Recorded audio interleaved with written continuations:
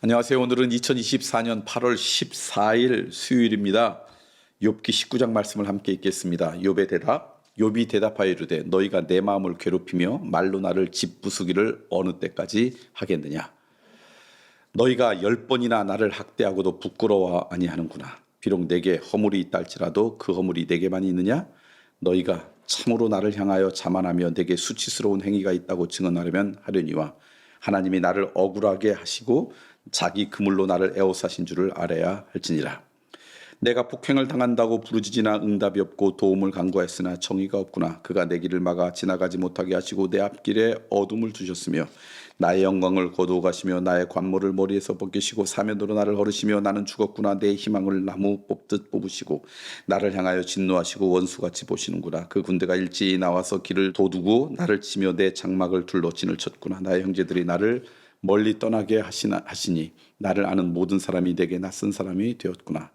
내 친척은 나를 버렸으며 가까운 친지들은 나를 잊었구나. 내 집에 머물러 사는 자와 내 여종들은 나를 낯선 사람으로 여기니 내가 그들 앞에서 타국 사람이 되었구나. 내가 내 종을 불러도 대답하지 아니하니 내 입으로 그에게 간청하여야겠구나. 내 아내도 내 숨결을 싫어하며 내 허리의 자식들도 나를 가련하게 여기는구나. 어린아이들까지도 나를 업신여기고 내가 일어나면 나를 조롱하는구나. 나의 가까운 친구들이 나를 미워하며 내가 사랑하는 사람들이 돌이켜 나의 원수가 되었구나. 내 피부와 살이 뼈에 붙었고 남은 것은 겨우 잇몸뿐이구나. 나의 친구야, 너희는 나를 불쌍히 여겨다오. 나를 불쌍히 여겨다오. 하나님이 손을 나를 치셨구나. 너희가 어찌하여 하나님처럼 나를 박해하느냐. 내 살로도 부족하냐. 나의 말이 곧 기록되었으면 책으로 쓰여졌으면 철필과 납으로 영원히 돌에 새겨졌으면 좋겠노라. 내가 알기에는 나의 대속자가 살아계시니 마침내 그가 땅 위에 서실 것이라. 내 가죽이 벗김을 당한 뒤에도 내가 육체 밖에서 하나님을 보리라. 내가 그를 보리니 내 눈으로 그를 보기를 낯선 사람처럼 하지 않을 것이라. 내 마음이 초조하구나.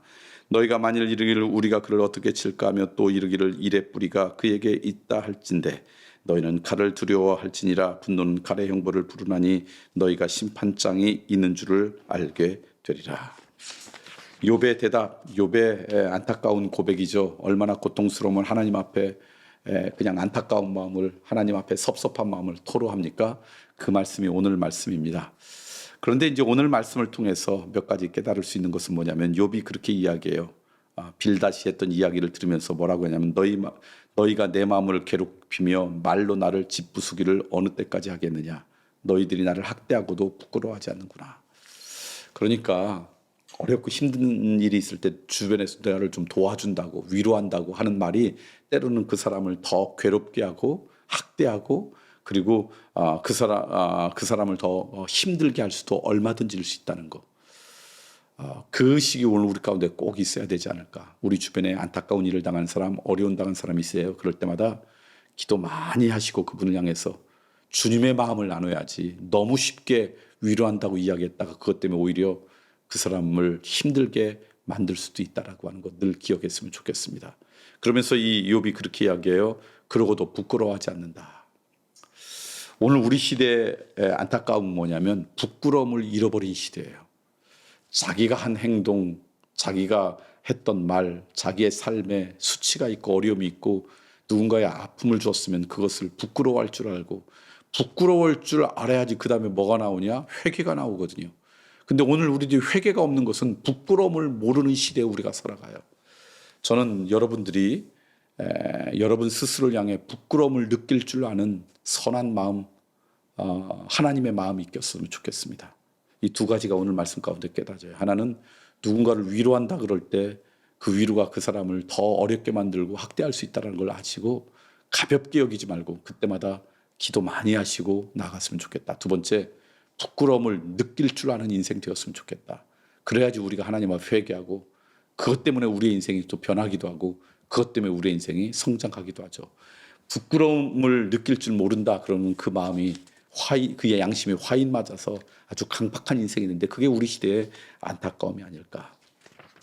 하나 더 여러분과 함께 말씀을 나누고 싶습니다. 욥이 간절하게 그 친구들에게 이야기합니다. 나의 친구야, 나를 좀 불쌍히 여겼으면 좋겠다. 나를 불쌍히 여겼으면 좋겠다. 반복해요. 그러니까 우리가 살아가면서 나를 긍휼히 여기고 불쌍히 여기는 사람이 진짜 친구죠. 그 앞에 나의 친구야. 적어도 내가 누군가의 친구라면 그 사람의 영혼, 그 사람의 삶을 보고 불쌍히 여길 수 있는 마음, 긍휼히 여길 수 있는 마음이 우리 가운데 있어야 되지 않을까. 그게 친구죠.